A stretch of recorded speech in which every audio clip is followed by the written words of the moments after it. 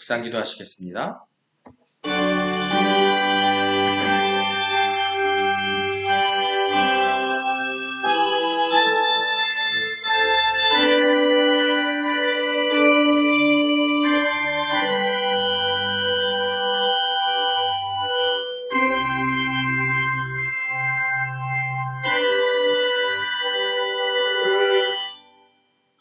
오직 여호와는 그 성전에 계시니 온 땅은 그 앞에서 잠잠할지니라 하시니라. 수고하고 무거운 짐진 자들아 다 내게로 오라. 내가 너희를 쉬게 하리라. 천지만물을 창조하시고 그 모든 것을 우리에게 아낌없이 주신 하나님, 오늘도 우리들의 삶 가운데 항상 계셔서 우리를 주관하시는 하나님, 감사와 찬양과 경배를 드립니다. 하나님 아버지께서 죄 많은 우리들을 위해 독생자 예수 그리스도를 보내주시고 그로 우리의 죄를 대속하여 주신 하나님이죠. 당신의 사랑에 대해 다시 한번 무릎 꿇고 감사드립니다. 오늘 드린 예배를 통해서 하나님의 뜻을 발견하며 영원히 소생하며 성령 충만해지도록 인도하여 주시옵소서. 하나님과의 온전한 소통을 원하는 우리들이 예배와 기도를 통해 찬양을 올려드리고 말씀을 듣고 묵상하고 하나님 아버지와 소통하고자 하오니 온 마음 다해 드리는 예배와 찬양과 기도를 삼일째 하나님 영광받아 주시옵소서. 이 기도를 저희들의 구원자 되시는 예수 그리스도의 이름으로 기도드립니다. 아멘. 신앙 고백하시겠습니다. 전능하사 천지를 만드신 하나님 아버지를 내가 믿사오며 그 외아들 우리 주 예수 그리스도를 믿사오니 이는 성령으로 잉태하사 동정녀 마리아에게 나시고 본디오 빌라도에게 고난을 받으사 십자가에 못 박혀 죽으시고 장사한 지 사흘 만에 죽은 자 가운데서 다시 살아나시며 하늘에 오르사 전능하신 하나님 우편에 앉아 계시다가 저리로서 산 자와 죽은 자를 심판하러 오시리라. 성령을 믿사오며 거룩한 공예와 성도가 서로 교통하는 것과 죄를 사하여 주시는 것과 몸이 다시 사는 것과 영원히 사는 것을 믿사옵나이다. 아멘. 오늘 말씀입니다. 오늘 말씀 창세기 2장 8절로 17절 말씀입니다. 창세기 2장 8절로 17절입니다. 함께 봉독하시겠습니다. 여호와 하나님이 동방의 에덴의 동산을 창설하시고 그 지으신 사람을 거기 두시니라. 여호와 하나님이 그 땅에서 보기에 아름답고 먹기에 좋은 나무가 나게 하시니 동산 가운데에는 생명나무와 선악을 알게 하는 나무도 있더라.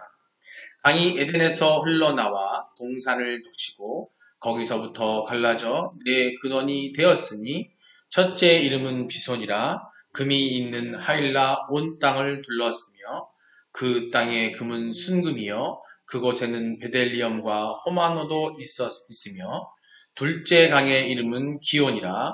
구스온 땅을 둘렀고 셋째 강의 이름은 히데겔이라. 아수르 동쪽으로 흘렀으며 넷째 강은 유브라 되더라. 여호와 하나님이 그 사람을 이끌어 에덴 동산에 두어 그것을 경작하게 시키게 하시고 여호와 하나님이 그 사람에게 명하여 이르시되 동산 각종 나무의 열매는 내가 임의대로 먹되 선악을 알게 하는 나무의 열매는 먹지 말라. 내가 먹는 날에는 반드시 죽으리라 하시니라. 할렐루야. 하나님 뜻 가운데 복받는 여러분들 되시기를 주님 이름으로 축원합니다. 서로 인사하시겠습니다. 하나님 당신을 사랑하십니다. 예수님이 당신과 함께 계십니다. 성령님이 당신을 이끌어 주십니다. 그래서 당신은 하나님이 원하시는 남은 자이십니다.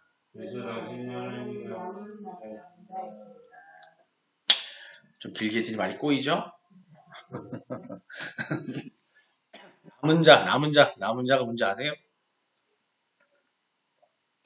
선택받은 자예요, 여러분. 여러분들은 선택받으신 분들입니다. 오늘 창세기 2장 8절에 17 말씀 중에서 또 구절을 보면서 말씀을 나눌까 하는데 오늘 제목 한번 같이 읽어보겠습니다. 자, 읽겠습니다. 하나님께서 주신 참 생명나무. 오늘 말씀을 통해서 우리가 알아야 될 건 뭐냐면 하나님이 주신 참 생명나무가 있는데 그 생명나무에 대한 우리의 믿음이 얼마나 중요한지를 이야기할 거예요. 그래서 그걸 왜 믿어야 되는지, 그 믿음이 있어야 되는지, 생명나무가 무엇인지 한번 얘기를 나누고자 합니다. 결론을 먼저 말씀을 드리는 거예요. 구절을 보면은 하나님께서 에덴 동산에 보기에 아름답고 먹기에 좋은 과일나무가 나게 하시고, 또한 동산 가운데에는 생명나무하고 그다음에 어떻게 해요? 선악과 나무를 주셨어요. 한번 구절 한번 보겠습니다. 함께 읽겠습니다.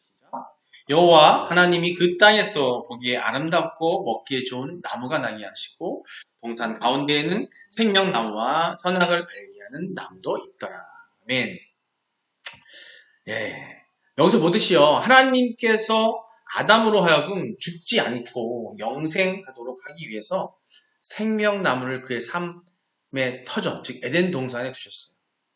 특별히 우리가 여기서 주목해야 할 사실이 뭐냐면, 하나님께서는 생명나무를 동산 어디에?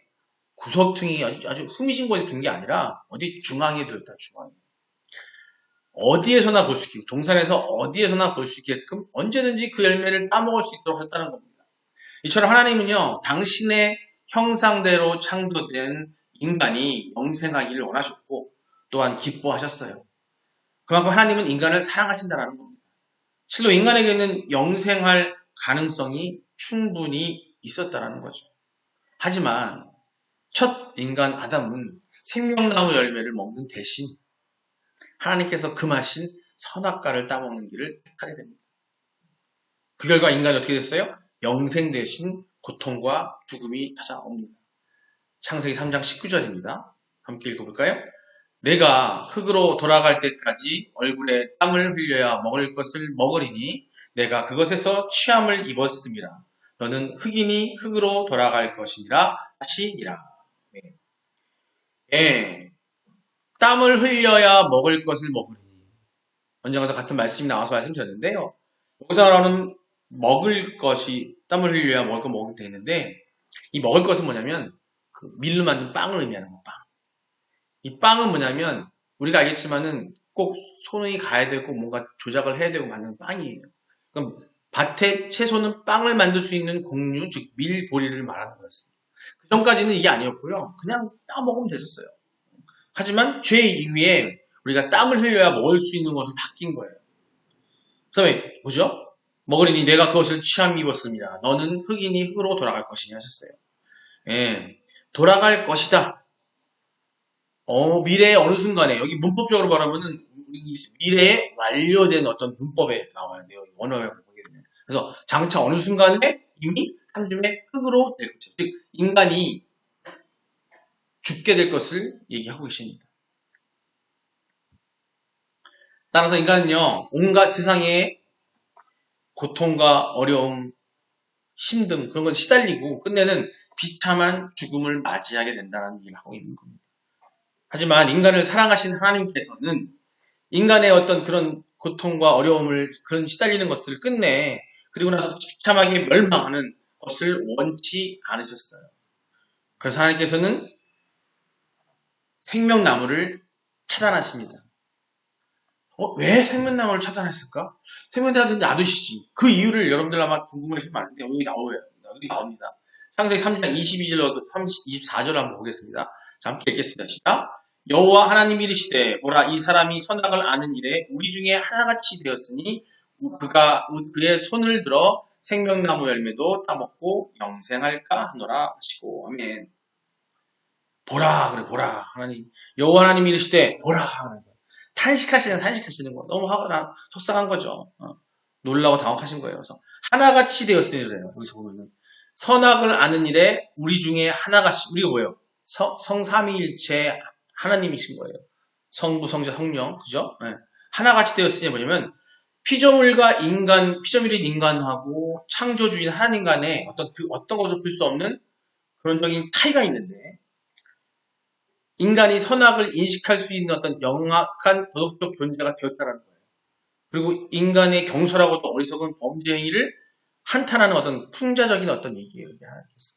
하나같이 되었으니, 니네가 그걸 먹는 바람에 나랑 하나같이 됐어. 아이고, 이런 의미예요. 그가 그의 손을 들어 생명나무 열매도 따먹고 영생할까 하노라 하시고. 예.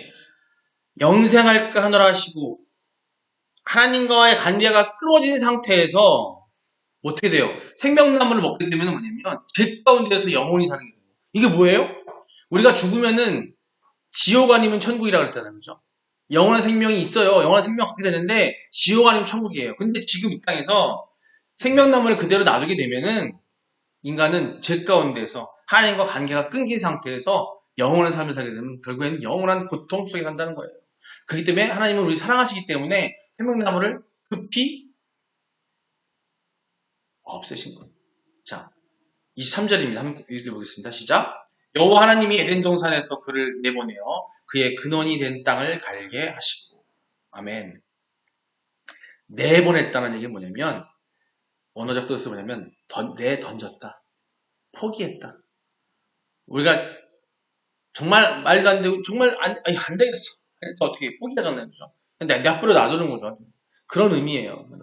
죄로 말미암아 하나님과 인간 관계를 단절을 강조하고 있습니다. 24절입니다. 이같이 하나님이 그 사람을 쫓아내시고 에덴 동산 동쪽에 그룹들과 두루 도는 불칼을 두어 생명나무를 길이 지키게 하시니라. 아멘. 쫓아냈어요. 생명나무와 인간을 단절시킨 이유는 뭐냐면 하나님과 관계가 단절됐기 때문에 죄 가운데 제약 가운데 있는 사람이 생명나무를 얻게 되어요.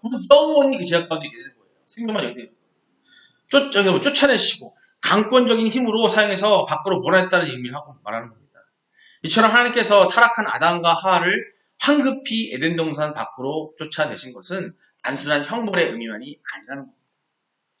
아주 심오한 구원, 사적 의미를 지니고 있어요.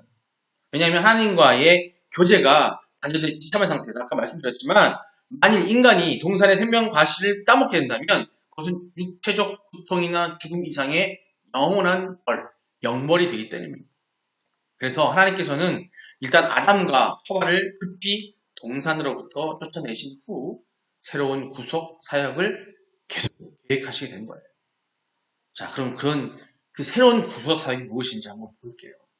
그래서 하나님은요, 인간의 범죄 직후에 에덴 동산에 있는 생명나무를 인간에게서 차단해서 대신 범죄한 인간이 죄에서 구원을 얻고 영생을 얻을 수 있는 새로운 생명나무를 인간에게 주셨다는 겁니다.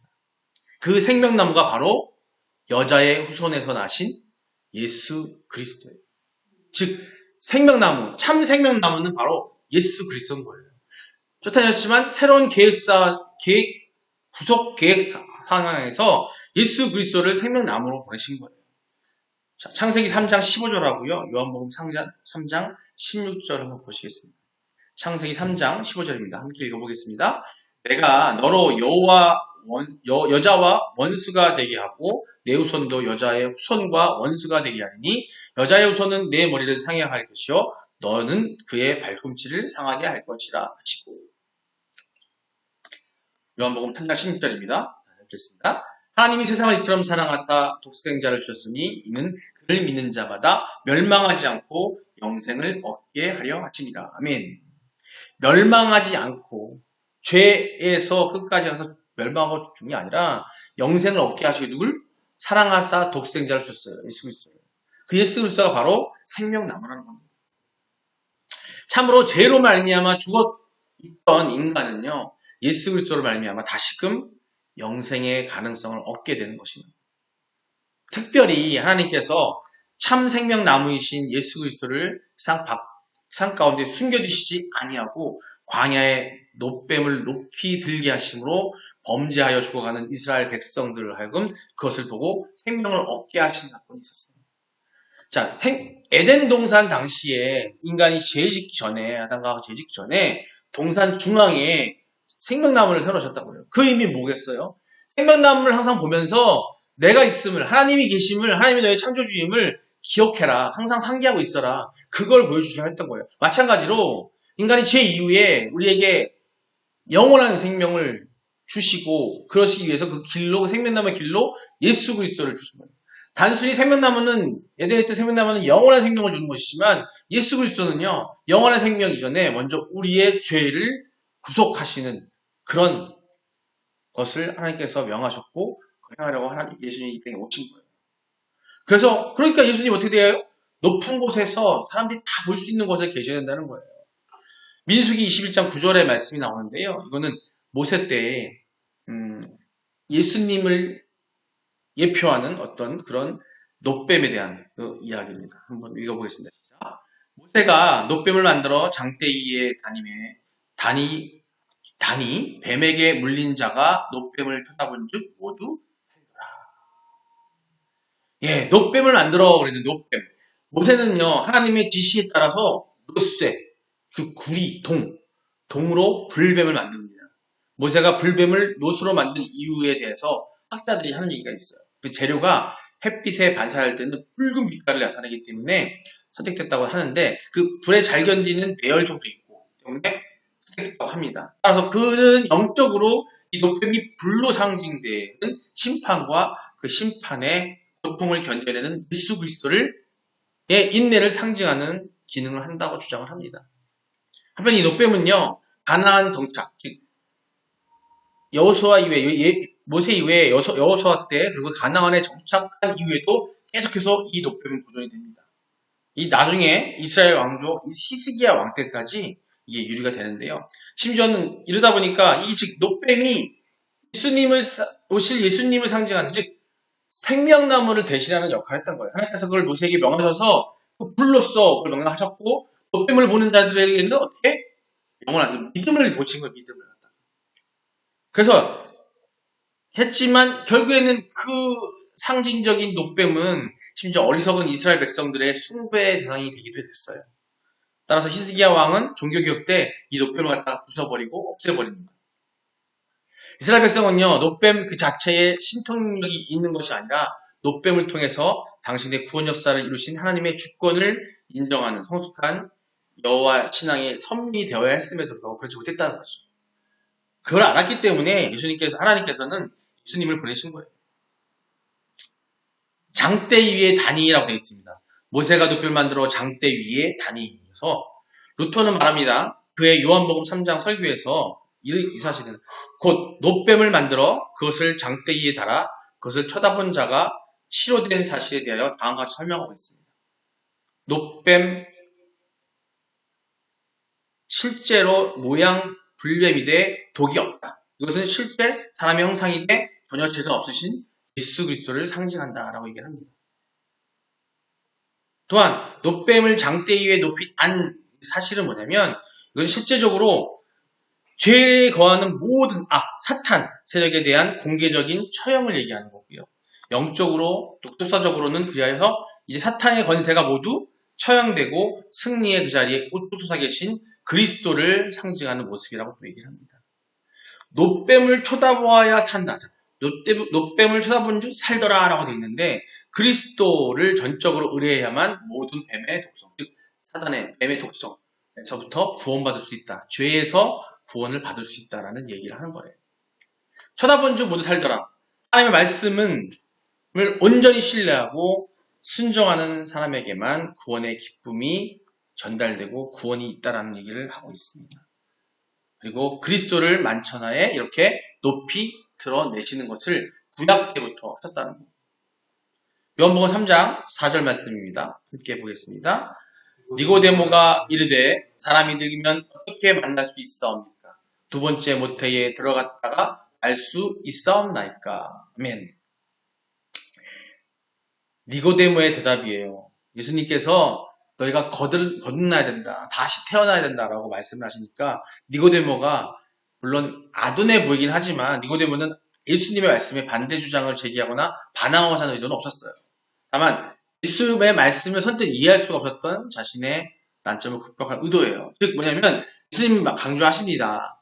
두 번째 모태에 들어갔다 날 수 있사옵니까? 물어봤던 이유는 모태가 아니라 영적으로 다시 예수 그리스도를 통해서 생명나무 대신 예수 그리스도를 통해서 우리가 영원한 생명을 다시 태어남으로써 얻을 수 있다는 얘기를 하셨던 거였는데 니고데모는 그걸 반문하면서 어떻게 보면 그걸 강조해 주려고 했던 거예요. 네, 따라서 인간은요 누구나 원하기만 하면 참 생명만 되시는 예수 그리스도를 바라보고 그에게 나아감으로써 그가 주시는 생명의 열매를 먹고 영생할 수가 있다는 겁니다. 요한복음 6장 40절에 말씀하십니다. 읽겠습니다. 내 아버지의 뜻은 아들을 보고 믿는 자마다 영생을 얻는 그러시니 마지막 날에 내가 이를 다시 살리리라 하시니라. 아멘.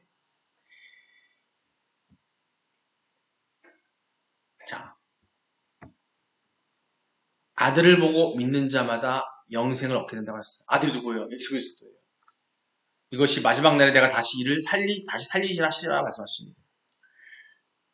근데 이렇게 참생명나무 되시는 예수 그리스도를 보내시고 우리의 죄를 구속하시고 그리고 우리 영원한 생명을 주기로 하셨던 생명나무를 보내신 하나님이 그런 사랑에도 불구하고 오늘 많은 사람들이 예수 그리스도를 바라보는 대신에 하나님께 그래서 금하신 것을 바라보면서 그것을 얻기 위해 나감으로써 멸망의 길로 달려가는 것을 그때 우리가 되게 안타까웠습니다.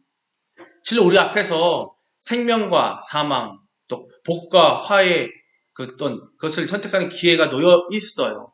신명기를 통해서 하나님께서 말씀을 하십니다. 사망과 복, 화와 기회 너희들이 선택해야 된다. 믿음을 한번 보시는 거겠죠? 신명기 30장 15절입니다. 함께 읽겠습니다. 보라, 내가 오늘 생명과 복과 사망과 화를 내 앞에 두었나니. 생명과 복과 사망과 화를 내 앞에 두었나니. 하나님께서 인간들에게 예비해 놓으신 길은요, 생명 및 복의 길과 또 사망 또는 화의 길이라고 두 갈래가 길이 있다고 합니다. 즉, 천국과 지옥이 있다는 것과 마찬가지예요. 이라서 볼 때, 나중에 예수님께서도 좁은 문과 넓은 문이라는 비유로 신약에 말씀을 하십니다. 우리들에게 명확히 교훈하셨습니다. 그러므로 하나님께서 세상을 동시에 벗어날 수 있을 것으로 생각하는 자는 더 늦기 전에 죄악의 길에서 돌이켜서 어떻게? 하나님을 향하는 길로 나가야 할 줄 믿습니다. 여러분도 여러분 되셔야 될 줄 믿습니다. 19절입니다. 신명기 30장 19절입니다. 내가 오늘 하늘과 땅을 불러 너희에게 증거를 삼노라. 내가 생명과 사망과 복과 저주를 내 앞에 두었은즉 너와 내 자손이 살기 위하여 생명을 택하고. 아멘. 하늘과 땅을 불러 너희에게 증거를 삼노라 라고 했어요. 하나님과 이스라엘 간에 맺은 축복과 저주의 언약을 선포하는 자리에 모세가 하늘과 땅을 증인으로 내세웠어요. 하늘과 땅을 불러라고 증인을 했어요. 이게 비유적인 얘기인데 이게 뭐냐면 지금 맺고 있는 하나님과 인간 간의 이 언약이 언제나 변하지 않는 하늘과 땅처럼 확실하고 불변해서 영구하다. 변함이 없다는 점을 나타내기 위해서 이렇게 비유적으로 얘기를 한 거예요. 하늘과 땅을 증인으로 불러내린 거예요. 어쨌든 이처럼 하늘과 땅을 의인화한 표현은 구약 성경에 좀 많이 나옵니다. 자, 다음은 살기 위하여 생명을 택하고. 죽음과 저주를 반기는 사람은 없어요. 이 세상을 근데 그 죽음과 저주를 반기지는 않지만 본인이 죽음과 저주의 길로 가려는 사람들이 우리 태반이에요. 참 생명나무 되시는 예수 그리스도를 향해 가야 되고 그를 믿음으로 가져야 되는데 우리 세상에 외워 있다는 거죠. 모두가 다 생명과 행복을 추구합니다. 하지만 정작 참 생명과 참 행복을 향하는 자는 아주 사람은 드물다는 겁니다. 그것은 곧 참 생명의 근원이 되시는 하나님 그리고 참 행복의 근원이 되시는 하나님 자기 삶의 주인으로 삼는 자가 많지 않다는 거예요. 교회에 나오면서 예배를 드리면서 기도를 하면서 말씀을 보면서 하지만 언젠가 우리 시사님도 개인적으로 얘기했지만은 헷갈리는 거지. 내가 정말 하나님 안에 있는지 그리스도 안에 있는지 갸우뚱할 때가 많은 거예요. 하지만 그런 고민하는 것만으로도 그는 훌륭한 믿음인 거예요. 그 고민을 하고 다시 돌아올 수 있기 때문에. 근데 고민조차 하지 않는 사람도 있어요. 그게 뭐예요? 하나님 모르고 예수님 모르는 사람들이라는 거죠. 자, 마무리를 할까 합니다. 여러분, 어느 길을 택하시겠어요? 생명의 길이에요? 사망의 길이에요? 복의 길이에요? 화의 길이에요? 자, 말씀을 통해서 그 답을 얻어볼까 합니다. 이미 답은 나왔지만 한번 점검해 보겠습니다. 먼저 요한복음 3장 36절입니다. 함께 읽겠습니다. 아들을 믿는 자에게는 영생이 있고 아들에게 순종하지 아니하는 자는 영생을 보지 못하고 도리어 하나님의 진노가 그 위에 머물러 있느니라. 아멘. 본절은요, 사람들에게 이것이나 저것이냐 양자택일을 권고하고 있습니다. 예수를 구세주로 믿고 영생에 이를 것인지 아니면 불순종 가운데서 멸망에 처하든지 둘 중에 하나가 앞에 놓여 있다는 것. 그 중간지대는 없어요. 양다리 걸쳐가지고 여기로 갈까 저리로 갈까는 없다는 거. 딱 결정을 내려야 되는 거죠. 이 말입니다. 아들을 믿는 자에게는 영생이 있고라고 했어요. 아들을 믿는 자에게는. 아버지가 그 아들 대신 예수를 사랑하고 만물의 지배권을 주셨다는 앞절에 나오는데 말씀이 있는데 결코 이론적이나 추상적인 것이 아님을 보여주고 있습니다. 영생이야말로 성도들에게 가장 주적이고 그리고 가장 근본적으로 적용되는 주어진 하나님의 가장 고귀한 선물이에요. 특히 우리가 여기서 영생이 현재적 소유, 우리가 현재 소유하고 있는 측면에서 언급되고 있음을 우리는 소유하고 있어요. 소유하고 있었어요. 근데 죄를 졌기 때문에 그것이 우리에게 박탈된 것 뿐이에요. 생명나무가 우리에게 박탈되었고 단절됐던 거예요. 성도들 또한 시간의 경과와 더불어서 육체적 죽음을 경험해야 하지만 영원한 생명으로 거듭나는 결정적 상고는 누구예요? 예수 그리스도를 구주로 영접할 때 이미 발생했다는 거예요. 성도분들은 이미 영생이 있는 거예요. 자, 영생을 보지 못하고 되어 있어요. 자, 아들에게 순종하지 아니하는 자는 영생을 보지 못하고 아들에게 누구예요? 예수 그리스도에게 순종하지 못하는 사람은 어떻게 영생을 보지 못한대요. 요한에 있어서 영생과 하나님의 나라는 매우 또 유사한, 요한의 입장에서 봤을 때는 유사한 단어입니다. 본전에서 영생은 하나님의 나라를 보는 것 또는 영원한 평화와 사랑을 나누며 이루어지고 있는 하나님과의 깊은 교제, 삶을 의미하는 것을 의미하고 있어요. 근데 그 영생을 못 본다는 얘기예요. 어떻게 하면? 아들에게 순종하지 아니하면. 하나님의, 그래서 영생을 보지 못하고 도리어 어떻게 되는데요? 하나님의 진노가 그 위에 머무른다 했어요. 하나님의 진노가. 이게요, 머물러 있다는 게 단순히 그냥 있는 게 아니라 쭉 영원히 있다는 거예요. 영원한. 요한복음 11장 25절입니다. 예수께서 이르시되 나는 부활이요 생명이니 나를 믿는 자는 죽어도 살겠고. 많이 우리가 암송하고 기억하고 있는 말씀이에요. 11장 25절. 예수께서 이르시되 예수께서 가라사대 나는 부활이요 생명이니 나를 믿는 자는 죽어도 살겠고. 이 말씀은요, 예수님께서 당신의 중대하고 비무하신 그 메시아로서의 권위에 대해서 주장하고 계시는 거예요. 나는 누구다? 나는 부활이요 생명이다 라고 얘기하고 있습니다. 그래서 부활이란 말과 생명이란 말은요, 각각 원어를 보게 되면 뭐가 나오냐면 정관사로 되어 있어요. 정관사가 뭐냐면 어떤 것이 정해져 있는 것, 어떤 여러 개들이 아니라 정해져 있는 것. 즉 예수님, 부활이요 그 생명이라고 번역되어 있는데 한마디 말해서 부활이요 생명이 아니라 그 부활이요 그 생명이라고 해석되어 있다는 거예요. 자, 예수님 자신께서만이 유일하게 부활과 생명을 하셨고 생명을 주실 수 있다는 겁니다. 성경은 하나님 자신과 예수님 자신만이 인간에서 이게 영생이 된다고 말씀하고 계십니다.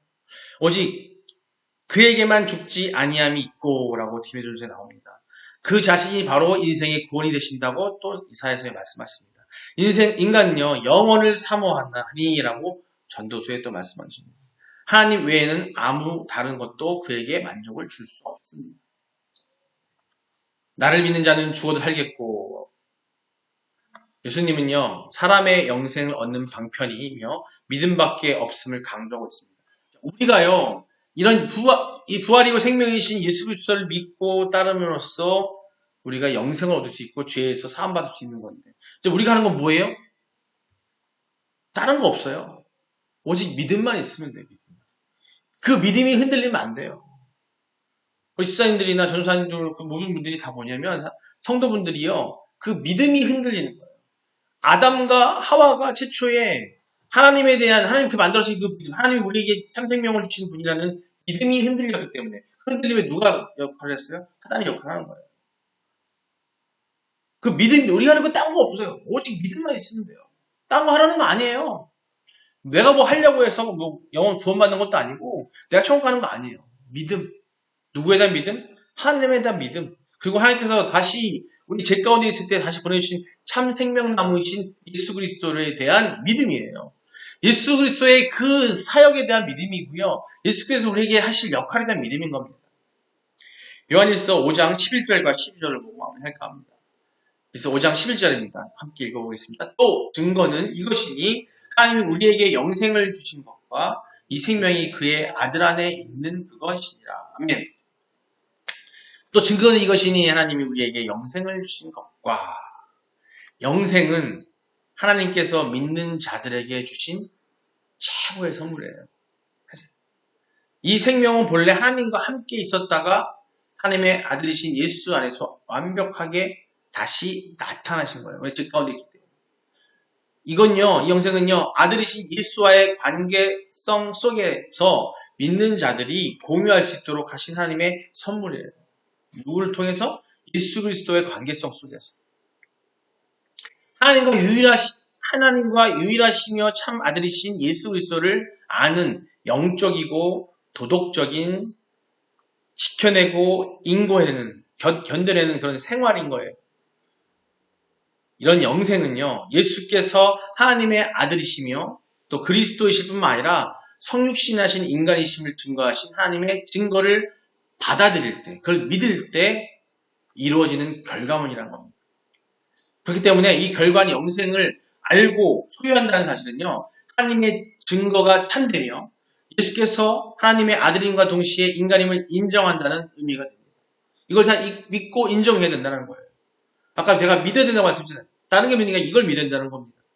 예수께서 하나님의 아들임과 동시에 인간임을 우리가 인정해야 된다는 거예요. 예수님의 그 사역, 예수님의 행동, 말씀에 있는 모든 것들을 우리가 믿어야 된다는 거예요.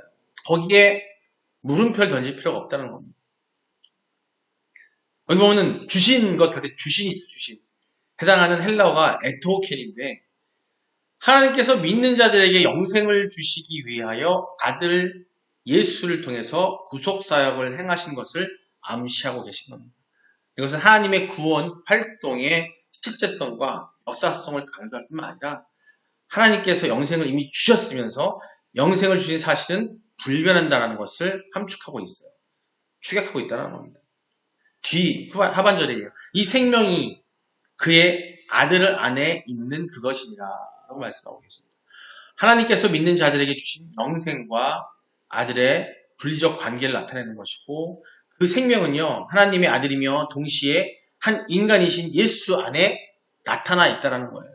그 아들이 행한 하나님의 구속사역, 즉 물과 피의 증거를 통해서 믿는 자들에게 주어진다는 겁니다. 세례를 통해서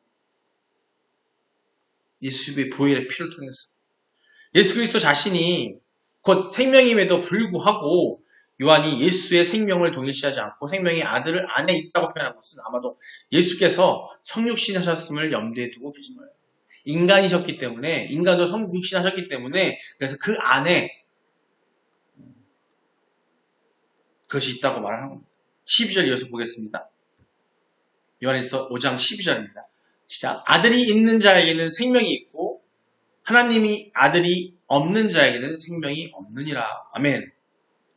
예, 아들이 있는 자에게는 생명이 있다고 하십니다. 여기서 있는 자에 해당하는 헬라어 에콘 또는 에코에서 파생된 건데요. 현재 분사예요. 현재로 진행되고 있다. 요한일서 1장 9절에 같은 뜻을 가진 에케이가가 있는데 이거는 무엇이다라는 의미로 되어 있는데 약간 차이가 있습니다.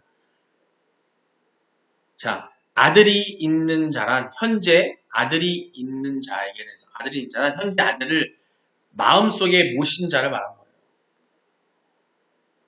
영생을 소유하게 되며 아들의 말씀에 순종하여 높은 수준의 영적 도주 삶을 영위함과 동시에 그런 삶 속에서 아들의 인격을 닮아가게 된다라는 거예요. 아들은 바로 그리스도인 안에 거주하면서 함께 삶을 영위하고 완전하게 하며 영원한 삶을 영위케 할 수 있다는 겁니다. 하나님의 아들이 없는 자에게는 생명이 없느니라. 하나님께서 오직 예수 그리스도만을 통하여 생명을 주셨기 때문에 예수 그리스도의 길 이외에 어떤 길에서도 생명을 찾을 수 없다고 얘기하는 거예요. 그러므로 예수께서 하나님의 아들 그리스도이심을 믿고 그를 마음속에 모시지 못한 자에게는 생명이 없고 그러니까 본절 상단에 나오는 아들이라고 하는 본문에는 하나님의 아들이라는 점에 좀 주목해 볼 때 하나님이라는 말을 추가된 것은 뭐냐면 불신자에 대한 하나님의 심판을 강조하기 위한 것이라고 합니다. 어떤 사람들은 영생의 근원이라고도 하고요.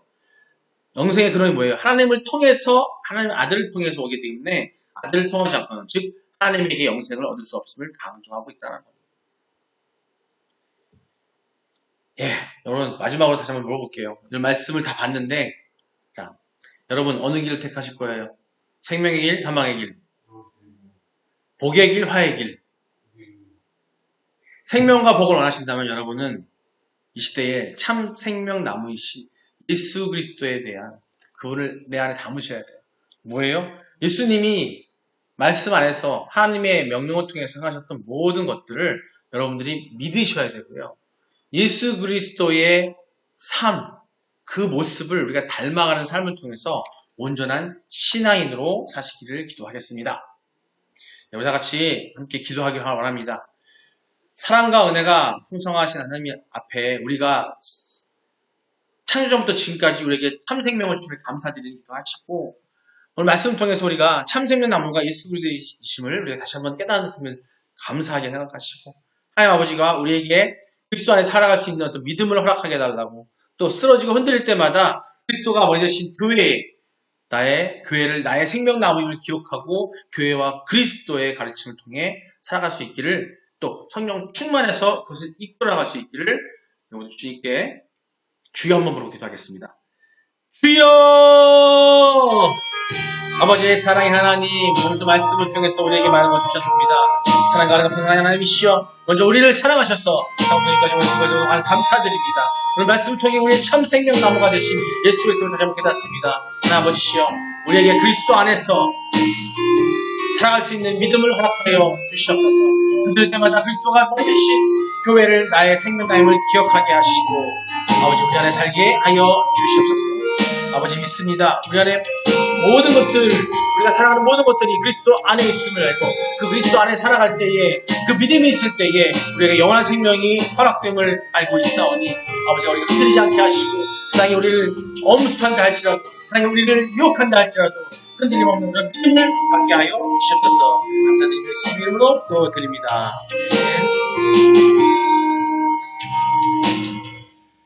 사랑의 하나님, 은혜가 풍성하신 하나님이시여 먼저 우리를 사랑하셔서 지금까지 우리에게 참 생명을 주심을 너무나 감사합니다. 오늘 말씀을 통해서 우리 참 생명나무가 이신 예수 그리스도임을 다시 한번 깨닫습니다. 하나님 아버지시여 우리에게 그리스도의 안에서 살아갈 수 있는 믿음을 허락하여 주시옵소서. 쓰러지고 흔들릴 때마다 그리스도가 머리 대신 교회를 나의 생명나무임을 기억하고 교회와 그리스도의 가르침을 통해 살아갈 수 있는 우리를 성령 충만으로 이끌어 주시옵소서. 우리의 모든 삶을 그리스도 예수님께 의탁드리며 예수 그리스도의 이름으로 기도드립니다. 우리 같이 주기도문으로 예배 마치도록 하겠습니다. 하늘에 계신 우리 아버지여 이름이 거룩히 여김을 받으시오며 나라의 마옵시며 뜻이 하늘에서 이룬 것 같이 땅에서도 이루어지시옵소서. 오늘날 우리에게 일용할 양식을 주셨고 우리가 우리에게 죄진 자를 사하여 준 것 같이 우리의 죄를 사하여 주셨고 우리를 시험에 들게 하지 마셨고 다만 악에서 구하시옵소서. 나라와 권세와 영광이 아버지께 영원히 있사옵나이다. 아멘. 주님 감사합니다. 다시 함께 해주시고